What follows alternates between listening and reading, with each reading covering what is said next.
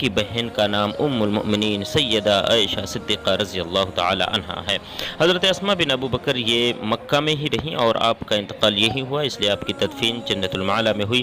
یہی اسماء بن ابو بکر ہیں جنہوں نے نبی اکرم صلی اللہ تعالی علیہ وسلم اور حضرت ابو بکر صدیق جب ہجرت کے وقت غار ثور میں آرام فرما تھے تو آپ کے کھانے پینے کے انتظام کرتی اور وہاں پہ لے جا کر کے نبی کریم صلی اللہ علیہ وسلم اور حضرت ابو بکر صدیق کو کھانا وغیرہ پہنچاتی تھی۔ یہی اسماء بن ابو بکر ہیں جن کی قبر انور جنت المعلی میں موجود ہیں۔ ہم بالکل قبر انور کے قریب آ چکے ہیں، آپ ملاحظہ فرما سکتے ہیں، یہ بالکل جو سامنے قبر انور آ رہی ہے ایک احاطے میں گھری ہوئی، یہی قبر انور ہے حضرت اسماء بن ابو بکر۔ السلام علیک یا اسماء بن ابو بکر رضی اللہ تعالی عنہا۔